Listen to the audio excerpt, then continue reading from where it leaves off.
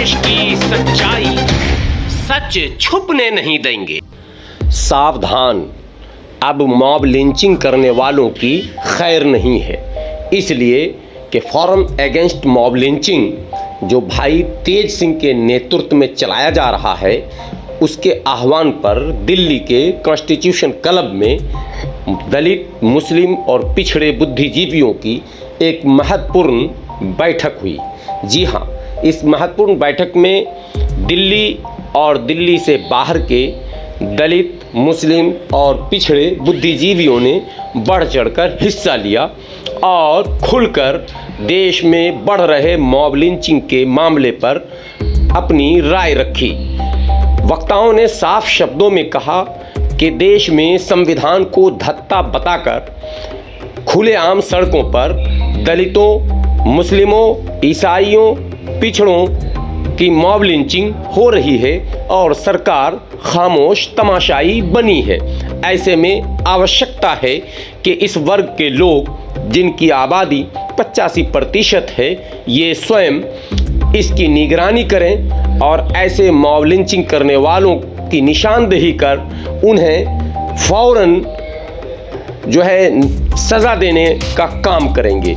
इसके लिए forum against mob lynching का निर्माण किया गया, जिसमें दलित, मुस्लिम, पिछड़े, ईसाई इत्यादि और आदिवासी, इन सबों को सम्मिलित किया जाएगा और इसके पढ़े लिखे बुद्धिजीवी युवाओं को इसका कमान सौंपा जाएगा और इनके ज़िम्मे ये होगा कि देश में जहां भी मॉब लिंचिंग की सूचना मिलती है, वहां पहुंचकर पीड़ित परिवार से मिलें और उनको भरसक न्यायिक मदद भी दें और सामाजिक और राजनीतिक मदद भी साथ में दें। और जो लोग इस मॉब लिंचिंग के मामले में सम्मिलित हों, उन्हें कानून के हवाले करने में पूरी ताकत का इस्तेमाल करें। कुल मिलाकर ये कहा जा सकता है कि मॉब लिंचिंग करने वाले को अब सावधान हो जाना चाहिए कि देश में जहां एक गिरोह इस तरह का सक्रिय है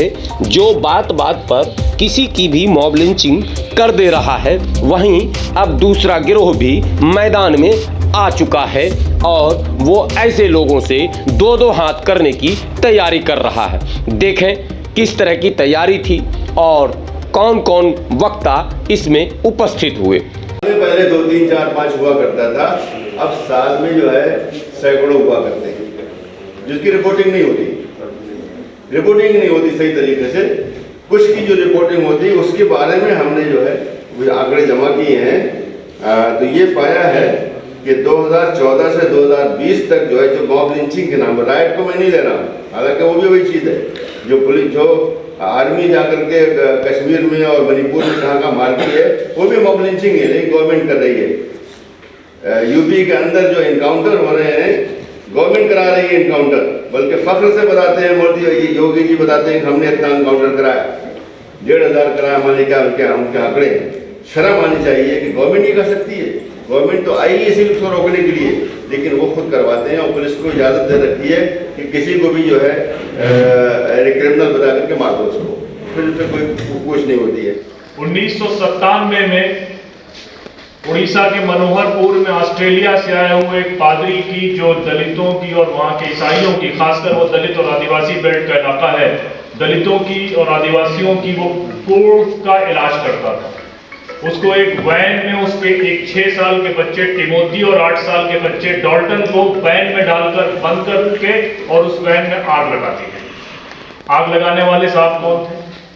आग लगाने वाले साहब दारा सिंह थे, जो बजरंग दल के एरिया चीफ थे। और इस पूरे कांड को, इस पूरे मामले को कराने वाले और उस मौके पर मौजूद रहने वाले सारंगी साहब थे, जो अभी हमारे मिनिस्टर रहे हैं।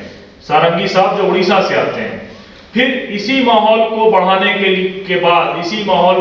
के लिए 2008 में वहां पर आदिवासियों की हत्या करी गई, दंगा कराया गया, एक शास्त्री की पहले हत्या कराई गई, संपूर्णानंद नाम था, उसकी शहर में लाश घुमाई गई और उसके बाद करीब 500 से अधिक आदिवासियों को वहां मारा गया। बोले हो बीपी महाराज जी का भी साथ दिया, कहां से कहां तक पहुंचाया, सब हर समय इन्होंने साथ दिया। लेकिन मुसलमान भाइयों का साथ किसी ने नहीं किया। जो नफरत इनके खिलाफ, मुस्लिम भाइयों के खिलाफ जो नफरत जानबूझकर फैलाई गई, उस नफरत के शिकार तो मुसलमान हुए और उसको उनको शिकार बनाने में हमारे लोगों का भी कम हाथ नहीं रहा। चाहे जानकारी में, जब जाने में या अनजाने में, उन्हीं लोगों के हाथ का खिलौना बनकर हम मुसलमान भाइयों के सामने लड़ने मरने के लिए तैयार हुए। जैसे जैसे हम लोगों ने बाबा साहब डॉक्टर अम्बेडकर को पढ़ा, हमें एहसास हुआ अरे मुसलमान कोई और नहीं, ये तो हमारा ही भाई है। तो शायद अब हमारे हाथ रुके, अब इस मुल्क में दंगे नहीं हो पा रहे।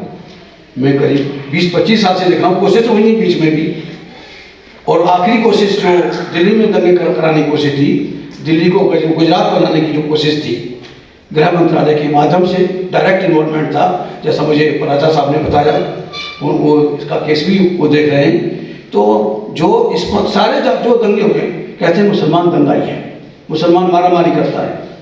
क्या मुझे कोई बताएगा कि आज तक एक भी दंगा मुसलमानों की बस्तियों में क्यों हुए, हिंदुओं की बस्तियों में क्यों नहीं हुआ? आज तक एक भी दंगा मुसलमानों की बस्तियों में क्यों होते हैं? अगर मुसलमान दंगाई होता, मुसलमान इतना जलील नहीं है कि वो अपने भाई बहनों को मारेगा, वो किसी को नहीं मारता। 5 वक्त की नमाज करने वाला, 5 वक्त अल्लाह को याद करने वाला मुसलमान ये आतंकवादी नहीं हो सकता, मारामारी नहीं कर सकता।